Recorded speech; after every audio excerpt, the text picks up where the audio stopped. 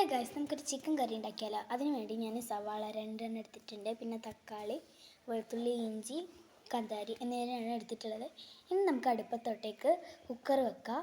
എന്നിട്ട് അതിൽ നമ്മൾ എണ്ണ ഒഴിക്കുക. എന്നിട്ട് ഇഞ്ചി വെളുത്തുള്ളി ഇട്ടിട്ട് നന്നായിട്ടൊന്ന് വഴറ്റിയെടുക്കാം. അപ്പോൾ ഇതിൻ്റെ നല്ല സ്മെല്ല് വരുമ്പോൾ കാന്താരിയും കൂടി ഇട്ടിട്ട് നമ്മുടെ സവാളയും കൂടി ഇട്ടിട്ട് നന്നായിട്ട് വഴറ്റിയെടുക്കാം. അപ്പോൾ ഇത് വാടുന്ന വരെ നമുക്ക് നന്നായിട്ട് എന്ത് ചെയ്യാം, വഴറ്റിയെടുക്കാം. പിന്നെ ഈ സമയത്ത് നിങ്ങൾക്ക് മസാല ഒന്നും ചേർക്കണ്ട. ഇനി ഇത് നന്നായിട്ട് ഒന്ന് വഴറ്റി കൊടുക്കാം. ഇനി നമുക്കിതിലേക്ക് കുറച്ച് തക്കാളി ഇട്ട് കൊടുക്കാം.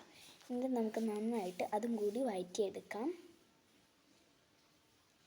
അപ്പോൾ ഇതെല്ലാം കൂടി മിക്സ് ആവുന്ന രീതിക്ക് നന്നായിട്ട് വഴറ്റിയെടുത്തിട്ടുണ്ട്. ഇനി നമുക്ക് ചിക്കൻ്റെ പരിപാടി നോക്കാം.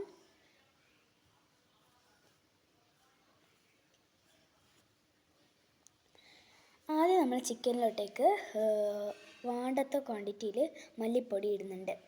പിന്നെ അതിലേക്ക് ആവശ്യത്തിനുള്ള കല്ലുപ്പും കൂടി ഇടുന്നുണ്ട്.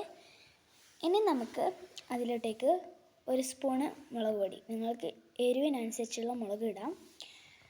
മുളക് ഇട്ടതിന് ശേഷം നമുക്ക് കുറച്ച് മഞ്ഞൾപ്പൊടിയും കൂടി ഇട്ടിട്ട് ഗരം മസാലയും കൂടി ഇടുക. എന്നിട്ട് നന്നായിട്ട് എന്ത് ചെയ്യുക, തിരുമ്പി കൊടുക്കുക. അപ്പോൾ ഇതാ നമ്മുടെ റൈസ് ഇവിടെ റെഡി ആയിട്ടുണ്ട് കേട്ടോ. അപ്പം നല്ല അടിപൊളി മസാല റെഡി ആയിട്ടുണ്ട്. അപ്പോൾ ചിക്കൻ ഇടുന്ന മറന്നുപോയി കാണിക്കാനായിട്ട്. അപ്പോൾ നമ്മുടെ അടിപൊളി ചിക്കൻ കറി ഇവിടെ റെഡി ആയിട്ടുണ്ട്. ക്ലിയർ ഇല്ല കേട്ടോ, ക്ഷമിക്കണം. പിന്നെ നമ്മുടെ ചോറും വിളമ്പുന്നുണ്ട്. നമ്മൾ ഇന്ന് തേങ്ങാച്ചോറാണ് ഉണ്ടായിരുന്നത്. തേങ്ങാച്ചോറും പിന്നെ അടിപൊളി ചിക്കൻ കറിയും ആയിരുന്നു ഇന്നത്തെ ഡിന്നർ കേട്ടോ. ഇനി നമുക്ക് ഇത് തിന്നാം. അപ്പോൾ ഇതാ നല്ല പൊള്ളുന്നുണ്ടായിരുന്നു, എൻ്റെ കൈ നന്നായിട്ട് പൊള്ളിയിട്ടുണ്ടായിരുന്നു. അപ്പം അടിപൊളി ടേസ്റ്റാണ് കേട്ടോ. അപ്പോൾ എല്ലാവരും ട്രൈ ചെയ്യുക, ദെൻ ഫീഡ്ബാക്ക് അറിയിക്കുക കേട്ടോ. ഇനി ഒരു അടുത്ത വീഡിയോ ആയിട്ട് വീണ്ടും കാണാം. അതുവരേക്കും ബൈ ബൈ.